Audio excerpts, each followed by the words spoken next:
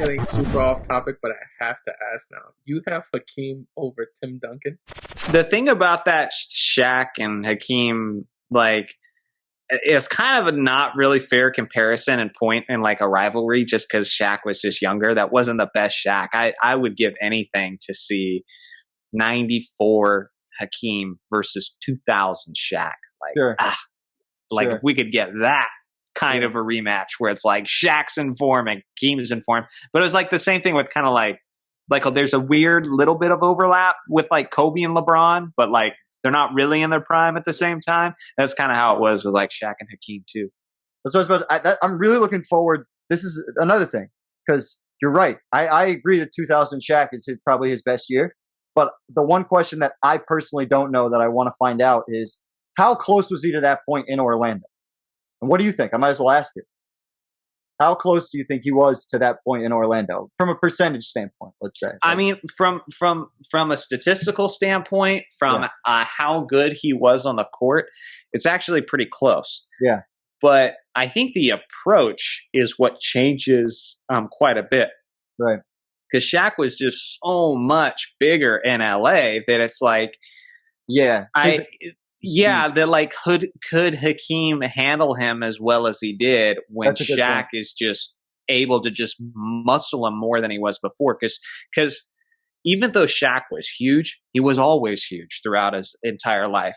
But once you start getting later into your 20s and that sort of thing, that's when you start putting on your man body, your man muscle, you know? And Shaq was, not only did he put on a bunch of weight in general, but he was a tank, and he was much harder, much stronger, all that sort of thing in 2000. So I like to think that Hakeem would still be a pest and be able to handle it somewhat, but there's going to be certain plays where Shaq's just going to go boom, bam, and he ain't going to do jack about it. Like Shaq's going to have those. There's a select. Maybe Will would be the only person who could stand in front of Shaq at that period. Yeah, and I think it's like later in his career, Will like when he's like more toned up and pretty broad, like and he's thick himself. Yeah, like I remember when we did Kobe's legacy breakdown. No, not Kobe. Sorry, Magic's, and we had Kareem go against Shaq, and we argued who we thought would do better against each other. I thought Shaq would ragdoll Kareem, and I think it would be very similar to Hakeem because it's just he's giving you like 300, probably 350 pounds of just pure muscle and some fat, and just freaking just going right through the guy. Like, and and at the time, like, the rules are allowing him to freaking elbow you and just a little bit. I mean, a guy like Vlade knew how to D up on Shaq a little bit because he'd sell it. I mean, that was kind of one of the flopping wasn't as big back in the day. It wasn't as common, but some guys still did it, and one of them was Vlade Divac. And when he was with the Kings and Shaq would try to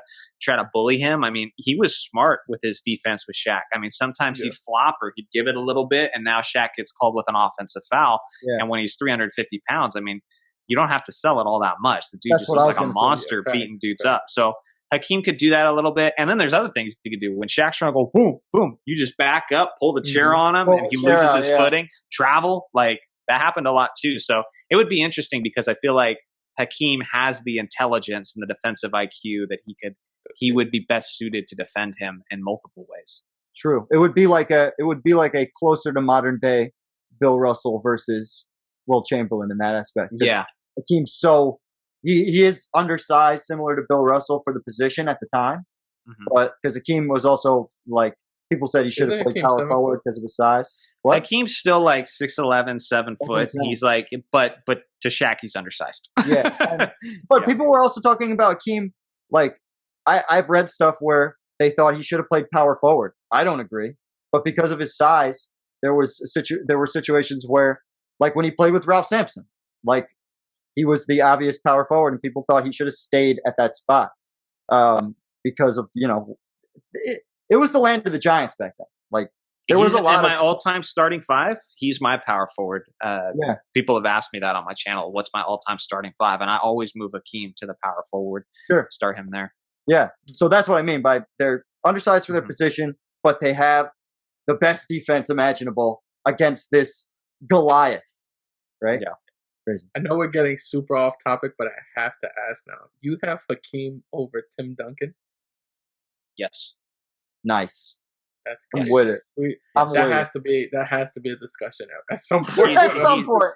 Yeah, it's like at some point, I will sit you down. He's ahead of him for that spot. He's ahead of him on my all-time list. Yeah. I mean, God. Hakeem Olajuwon with Greg Popovich and all the talent that he played with throughout. Oh my gosh, Hakeem would get so many rings. I don't have the balls to do that, so I'm glad you do because I love Hakeem with all my heart. You're probably going straight off skills in your mind then, not everything together. What does Tim Duncan do better than Hakeem Olajuwon? You can argue. He wins. Yeah. He wins better. Yeah, he's also better at being at being on a great franchise, having an all-time great coach, and having tons of great support around him. He was the franchise. Yeah, I mean they were winning with him, but I mean, look at who he had. I mean, Manu Ginobili was always there coming off the bench.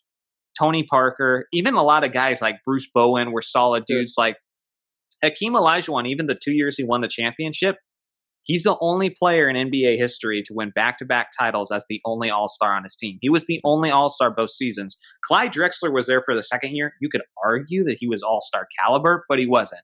And he's the only one to ever do that. In the early 90s, they weren't there. He made it to the NBA Finals in 86 with Ralph Sampson.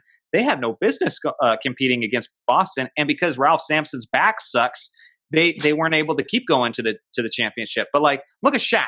Shaq's got 4 rings. And look at what Kobe did in the finals when Shaq fouled out, hitting all those jumpers against, Indiana and that sort of thing. Or Dwayne Wade just going off in the final. Like, can you imagine if Hakeem had that? Like, he never had anyone like that, So he requested to be traded because of shit like that. My only thing is Tim Duncan, in terms of, you can argue Tim Duncan was maybe not peak-wise, was better defensively, but he was better defensively for that longer period of time.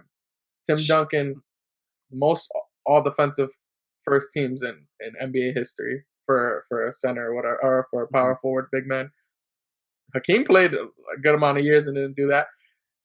Tim Duncan led his team. You know why? Time out. Tim Duncan led his team to 5 NBA championships, and he was the clear-cut leader in a majority of those. At least 4 of them. Yeah, at least 4. You got he has 3 MVPs in a pretty crazy era. Mm-hmm. So you can argue the only reason Hakeem has his 2 MVPs is because Jordan wasn't there. Or does Hakeem only have 1? He has 1. That's the defensive player of the year MVP. Oh, okay, so you could argue it's only because Jordan wasn't there. So I don't know, man. Like Hakeem only saw success when the GOAT left. Yeah, but a lot of people wouldn't see success if Jordan was around then. I mean, that's true to literally anyone ever. The same thing's true of Duncan. You think he's having 5 rings if Jordan is like, hello, like in his path? No. Why are you going to use that against Hakeem if you can't use it against Duncan? Also, somebody had to win that. Somebody had to win during that period, and he won both of them. Yeah, he won both of them. But for me, it's like it's a support thing. But what I want to get to is it's a little tricky when you start comparing defensive accolades, because who was Duncan going up against defensively for those awards, for those all-defense teams and all that sort of thing? Not what Hakeem Olajuwon was going up with against every season. Patrick Ewing, David Robinson, Shaquille O'Neal, Dikembe Mutombo, Alonzo Mourning. Like, these are that was the thing of that era, was just big men who don't let you get easy layups. Like, they're just swatting everything away from the rim. And so, I mean, that's what he had to compete with. So I personally think it's impressive that he was able to win as much defensively as he did. And of the players who have multiple Defensive Player of the Year awards, he easily has the highest scoring average of all time. So you could argue in a sense that he's the greatest two-way player of all time, because some players like Duncan's not just going to score like 40, 50 points on you. He'll give you like 20, 25, maybe 30. But like Hakeem might just explode on you offensively. Yeah.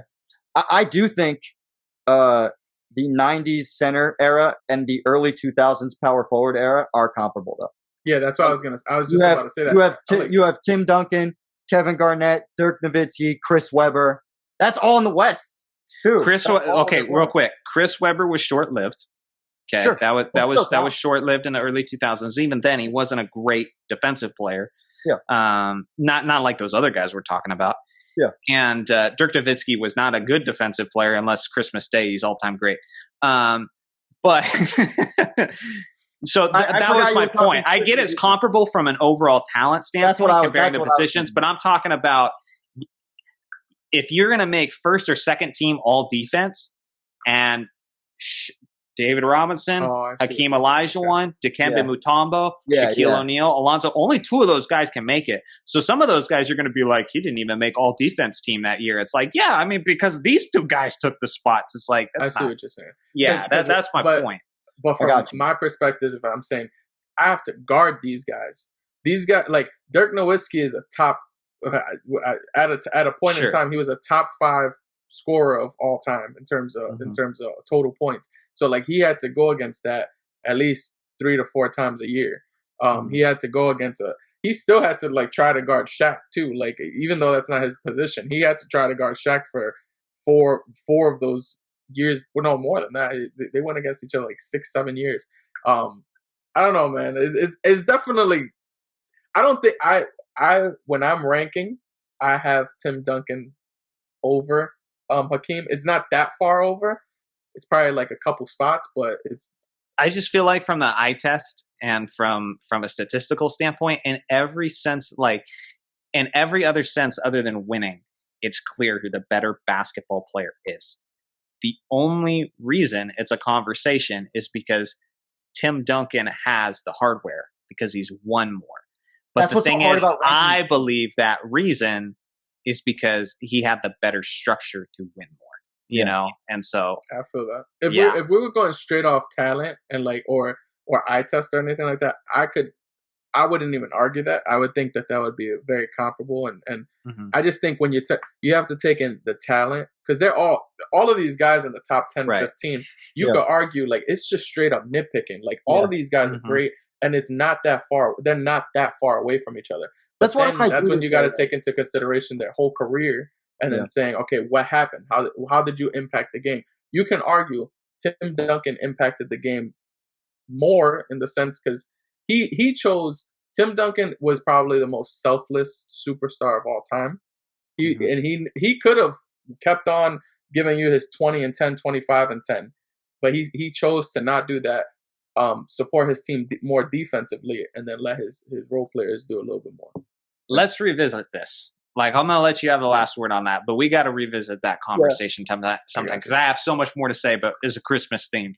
So yeah, I know. We'll keep it moving. I was trying not to like. But, fuck that. You knew it. You knew as soon as you said we're going really off topic, but I'm fine. Well, a little bit, but I got a limited amount of time. It's like if we're gonna finish these awards, we gotta keep going. So.